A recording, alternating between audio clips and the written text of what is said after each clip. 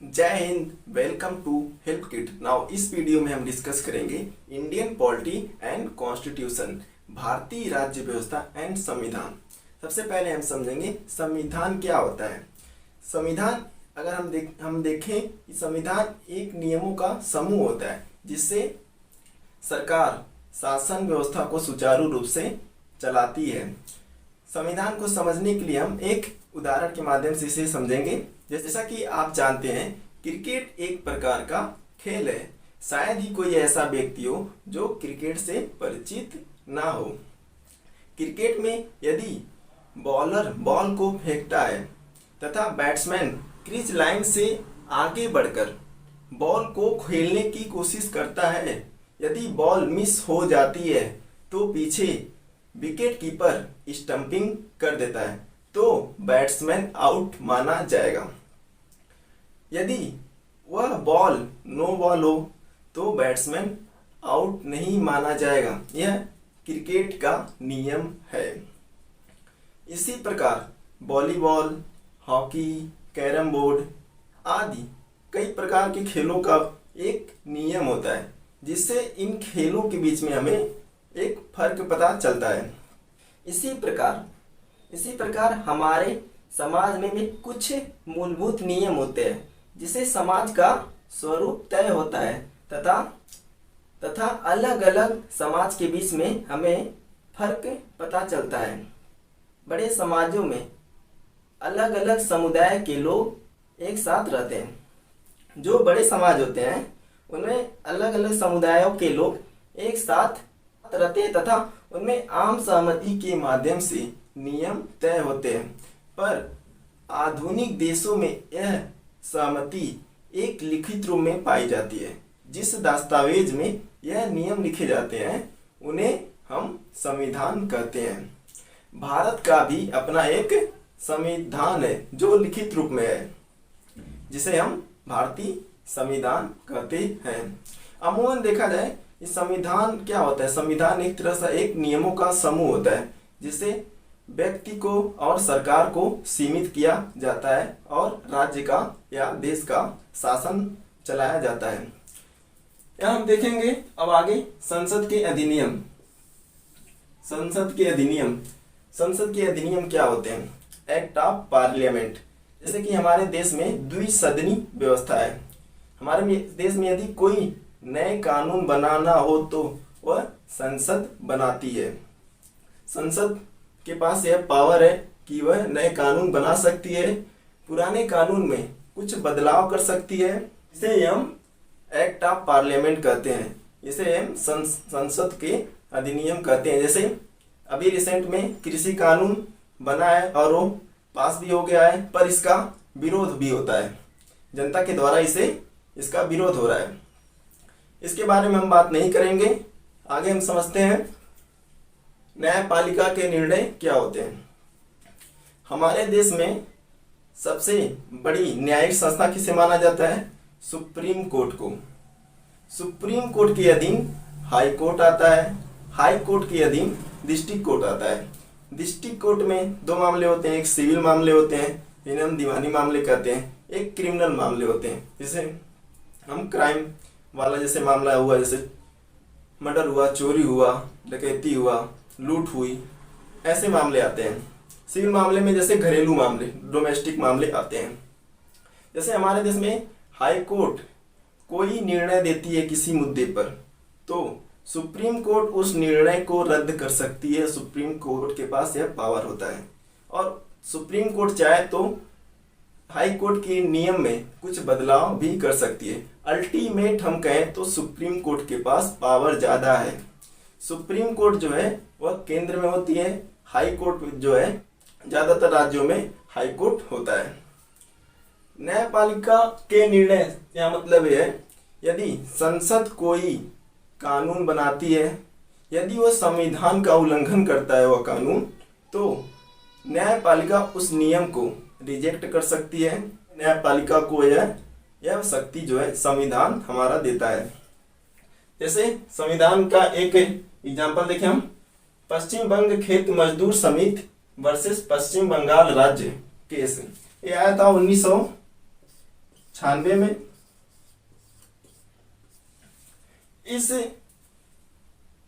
में इस केस में सर्वोच्च न्यायालय ने अपना निर्णय दिया था। यह केस मौलिक अधिकारों के संबंध में था।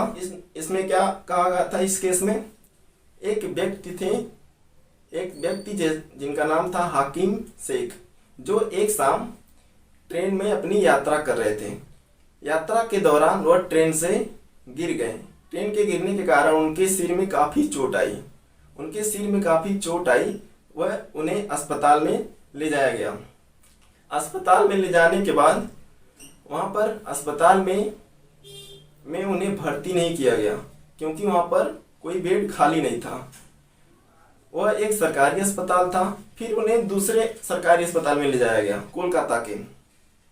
उन्हें एक दूसरे सरकारी अस्पताल में ले गया, जहाँ पर वहाँ पर मूलभूत सुविधाएं नहीं थी। जैसे उनके इलाज के लिए विशेषज्ञ डॉक्टर उपलब्ध नहीं थे, इसलिए उस अस्पताल में भी उन्हें भर्ती नहीं कराया गया। ऐसे करते करते उन्हें 14 घंटे हो गए, और 14 घंटे में उन्हें 8 सरकारी अस्पतालों में लेकर जाया गया, कोलकाता के। पर किसी भी सरकारी अस्पताल ने उन्हें भर्ती नहीं किया। अंत में उन्हें एक प्राइवेट हॉस्पिटल में भर्ती किया गया, जहां उनका इलाज शुरू हुआ। पर वहां पर उनका बहुत सारा पैसा खर्च हुआ। जैसा कि आप जानते हैं कि प्राइवेट अस्पताल में बहुत पैसे खर्च हो जाते हैं इलाज करवाने में। वैसे सब लोग इससे परिचित भी होंगे। तो उनका इलाज शुरू हुआ और वो थोड़ा सही भी हुए, और उनका पैसा तो काफ़ी खर्च हो चुका था, इससे वह सरकारी अस्पताल से बहुत नाराज थे। और पश्चिम बंग खेत मजदूर समिति भी सरकारी अस्पताल से बहुत नाराज हुई, जिससे पश्चिम बंग खेत मजदूर समिति ने सर्वोच्च न्यायालय में मुकदमा दर्ज कर दिया सरकारी अस्पताल के खिलाफ। सरकारी अस्पताल के खिलाफ किया तो इसका मतलब वह पश्चिम बंगाल राज्य सरकार के खिलाफ केस हुआ। एक केस सर्वोच्च न्यायालय में गया। सर्वोच्च न्यायालय ने अपना फैसला सुनाया कि हमारा संविधान यह कहता है कि आर्टिकल 21 के अनुसार प्रत्येक व्यक्ति को जीवन का अधिकार दिया गया है, जिसमें स्वास्थ्य का अधिकार भी शामिल है। फलस्वरूप न्यायपालिका ने अपना निर्णय दिया और पश्चिम बंगाल राज्य सरकार को निर्देश दिया कि हाकिम शेख का जितना भी नुकसान हुआ है उसका वह मुआवजा दे, तथा पश्चिम बंगाल राज्य में प्राथमिक स्वास्थ्य व्यवस्था को बेहतर बनाने के लिए निर्देश दिए। भारतीय संविधान, न्यायपालिका के निर्णय एवं संसद के अधिनियम, इन्हीं का व्यवहारिक प्रयोग भारतीय राज्य व्यवस्था कहा जाता है। इंडियन पॉलिटी हम कहते हैं, इंडियन पॉलिटी कहते हैं। यह व्यवहारिकता में प्रयोग किया जाता है। जैसा कि व्यक्ति से मिलकर व्यक्तियों का समूह बनता है।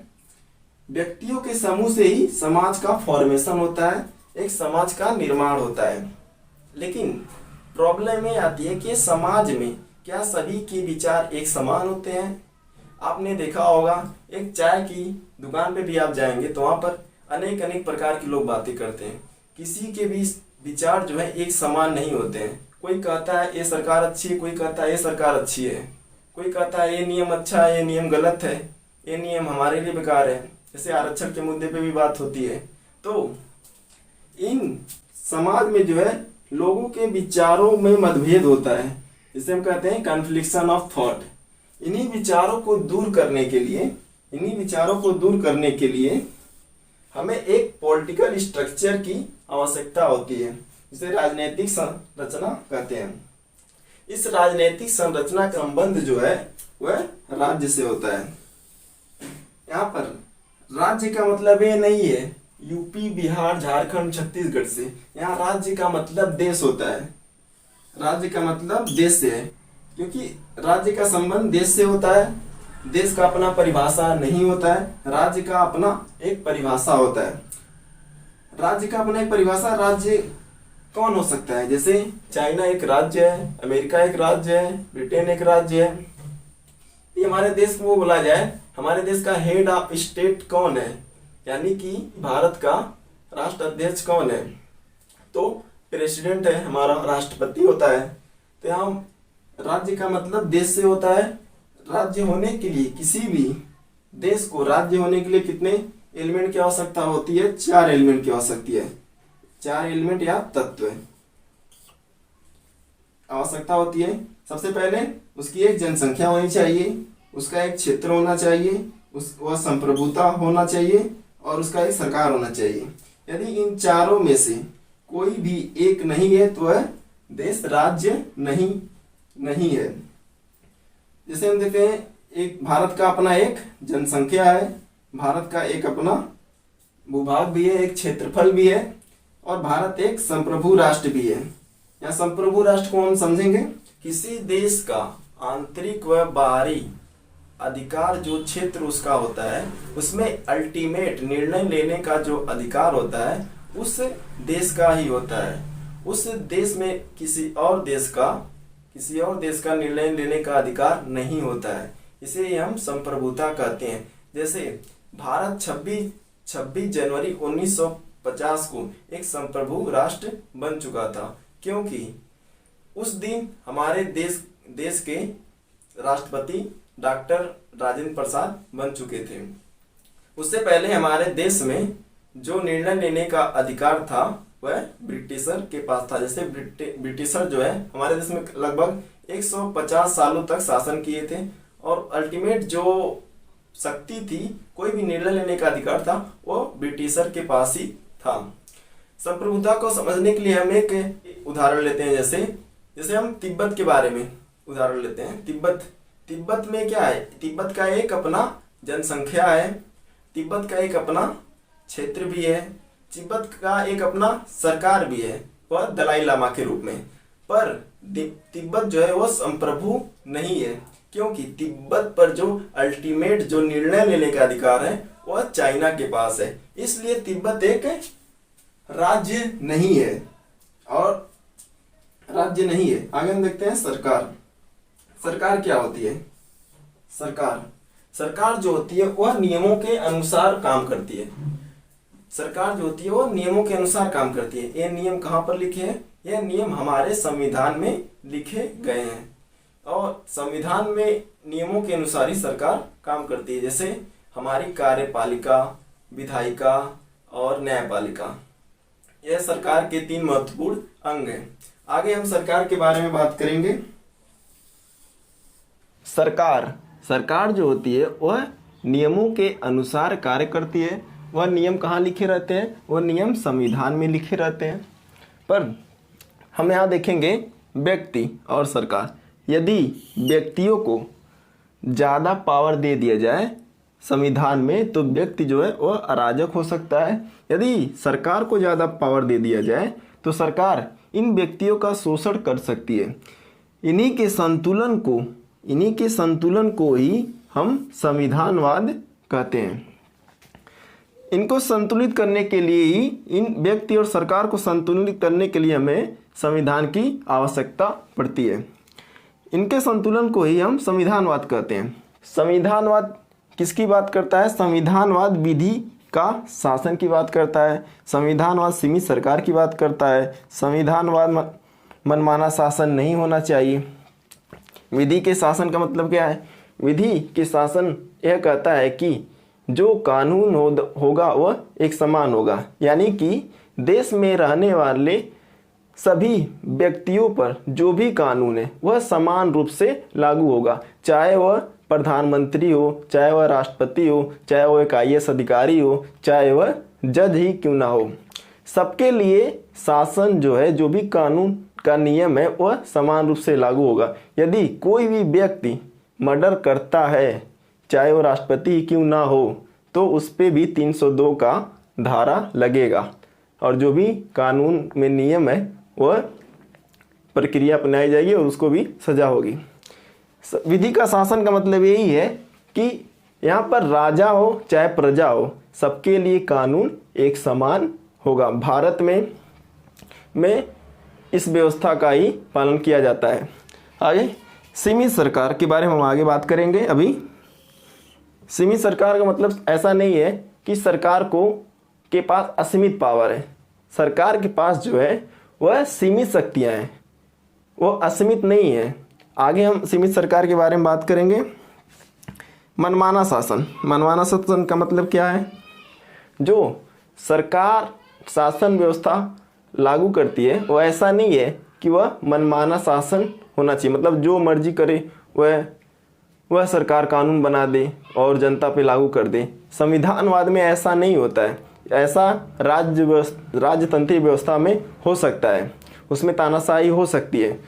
राजतंत्रीय व्यवस्था में ऐसा हो सकता है कि कोई भी कानून राजा बनाए और जनता को अल्टीमेट मानना ही पड़ेगा, पर संविधानवाद में ऐसा नहीं होता है। संविधानवाद में मनमाना शासन को रोका जाता है। जैसे कि हम देख सकते हैं उत्तरी कोरिया एंड सऊदी अरब एक राजतंत्रीय व्यवस्था है। यहाँ पर संविधान तो है पर संविधानवाद नहीं है, क्योंकि यहाँ पर राजा के लिए अलग कानून है और जनता के लिए अलग कानून है। भारत, यहाँ हम देखते हैं भारत एंड यूएसए, यहाँ पर तो संविधान है और संविधानवाद भी है। मतलब कि यहाँ पर भारत और यूएसए में जो नियम कानून प्रजा के लिए वही नियम कानून राजा के लिए भी है। आगे हम बात करेंगे सीमित सरकार के बारे में। सीमित सरकार क्या होती है? जैसे हमारी सरकार जो है वो ऐसा नहीं है कि वो कोई भी कानून बना दे, वो जो चाहे वो कानून बना सकती है। वो हमारे संविधान के अकॉर्डिंग ही कानून को बना सकती है। इसे हम बोलते हैं सीमित सरकार। सीमित सरकार में जैसे कार्यपालिका आती है, विधायिका आती है, न्यायपालिका आती है।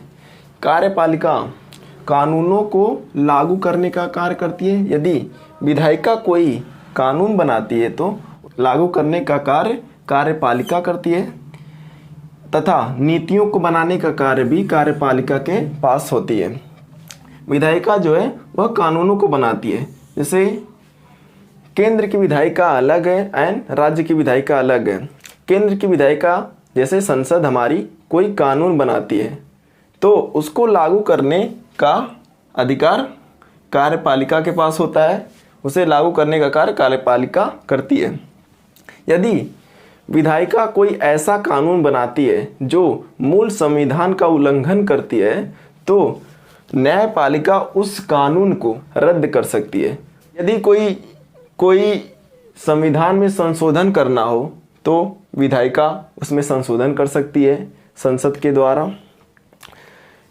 तीसरे देखते हैं न्यायपालिका। न्यायपालिका का कार्य क्या होता है? न्यायपालिका का कार्य संविधान का व्याख्या करना, संविधान का व्याख्या करना, मौलिक अधिकारों की रक्षा करना, जो हमारे मौलिक अधिकार हैं, फंडामेंटल राइट है, उनकी रक्षा करना और कानूनों की जांच करना। यदि विधायिका कोई कानून बनाती है जो संविधान का उल्लंघन करती है तो उसको यह जांच कर सकती है। यदि उसमें कुछ कमी होती है जो वो संविधान के खिलाफ हो या फंडामेंटल राइट के खिलाफ हो तो उस कानून रिजेक्ट भी कर सकती है। यहाँ हम देख सकते हैं यह तीनों स्वतंत्र होकर कार्य करती हैं अपना, इस पे किसी का अल्टीमेट अधिकार नहीं होता है, पर यह एक दूसरे को नियंत्रित भी करती हैं। यह तीनों एक स्वतंत्र होकर कार्य करती हैं तथा एक दूसरे को नियंत्रित भी करती है, क्योंकि विधायिका जो है कानून जो बनाती है वह न्यायपालिका के लिए भी कानून बनाती है। विधायिका ही न्यायपालिका के लिए कानून बनाती है, पर विधायिका जो कानून बनाती है यदि वो संविधान के उल्लंघन करती है तो न्यायपालिका उस कानून को रिजेक्ट भी कर देती है। इसका मतलब यह विधायिका को भी नियंत्रित कर रही है और विधायिका न्यायपालिका को नियंत्रित कर रही है। इसी को हम कहते हैं एक दूसरे को यह नियंत्रित करती हैं। इसी को हम बोलते हैं check and balance. Check and balance देख लेते हैं सरकार के बारे में। सरकार, हमारे देश में सरकार अमूमन देखा जाए तो हमारे देश में सरकार एक केंद्र में होती है और एक राज्य में होती है और एक स्थानीय सरकार भी होती है। जो सरकार केंद्र में हमारी होती है उसे हम संघ सरकार कहते हैं, यूनियन गवर्नमेंट कहते हैं। जो हमारी राज्य में होती है उसे हम राज्य सरकार कहते हैं। संघ सरकार के 3 अंग होते हैं, एक कार्यपालिका होती है संघ सरकार की अपनी, एक अपनी उसकी विधायिका होती है, एक उसकी अपनी एक न्यायपालिका होती है। कार्यपालिका में जैसे एक अस्थाई कार्यपालिका में संघ सरकार की कार्यपालिका में जैसे एक अस्थाई कार्यपालिका होती है, एक अस्थायी कार्यपालिका होती है। जो अस्थाई कार्यपालिका होती है उसमें जैसे नौकरशाही आते हैं, जैसे IAS, IPS, ETC अधिकारी आते हैं जो परमानेंट होते हैं। अस्थायी कार्यपालिका में कैबिनेट मंत्री आते हैं। देखते हैं हम विधायिका। केंद्र की अपनी एक विधायिका होती है, जैसे केंद्र में राज्यसभा, लोकसभा एंड राष्ट्रपति, ये तीनों केंद्र के विधायिका होती हैं।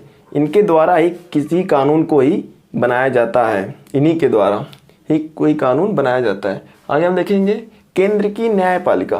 केंद्र की न्यायपालिका जैसे सुप्रीम कोर्ट केंद्र की संस्था है। आगे राज्य की भी अपनी एक कार्यपालिका होती है, अपनी एक विधायिका होती है, अपनी एक न्यायपालिका होती है। राज्य की जो कार्यपालिका होती है उसमें भी परमानेंट कार्यपालिका होती है एंड नॉन परमानेंट कार्यपालिका होती है। परमानेंट में जैसे राज्य के नौकरशाही आते हैं और अस्थायी में जैसे राज्य के मंत्री आते हैं। सेम राज्य की भी अपनी एक विधायिका होती है, जैसे राज्य का राज्यपाल, विधानसभा एंड विधान परिषद राज्य की विधायिका होती है। इन्हीं के द्वारा ही राज्य में कोई कानून बनाया जा सकता है। राज्य की भी अपनी एक न्यायपालिका होती है, जैसे राज्य में हाई कोर्ट होता है, वह राज्य की न्यायपालिका होती है। स्थानीय सरकार जो होती है वह राज्य सरकार के ही अधीन कार्य करती है। स्थानीय सरकार में जैसे जिला पंचायत हमारी आती है, ग्राम पंचायत हमारी आती है एंड नगर निगम, यह स्थानीय सरकार में आते हैं। स्थानीय सरकार जो है वह राज्य सरकार के अधीन ही कार्य करती है। संघ सरकार की जो कार्यपालिका, विधायिका, न्यायपालिका है, उसी तरह राज्य सरकार भी कार्यपालिका, विधायिका, न्यायपालिका है। इसी व्यवस्था को हम संघात्मक व्यवस्था कहते हैं। यह संघ सरकार और राज्य सरकार यह स्वतंत्र होती है, यह स्वतंत्र होकर कार्य करती है। नेक्स्ट क्लास में हम कार्यपालिका, विधायिका एंड न्यायपालिका के बारे में विस्तार से पढ़ेंगे। कार्यपालिका हमारी कैसे कैसे काम करती है, विधायिका कैसे कानून बनाती है एंड न्यायपालिका कैसे कार्य करती है, इनको हम विस्तार से अगले क्लास में बात करेंगे। होप यू गाइज आपको यह क्लास अच्छा लगा। यदि आपको यह क्लास अच्छा लगा हो तो वीडियो को लाइक करें और शेयर करें तथा चैनल को सब्सक्राइब करना ना भूलें और बेल आइकन प्रेस जरूर कर दें। जय हिंद।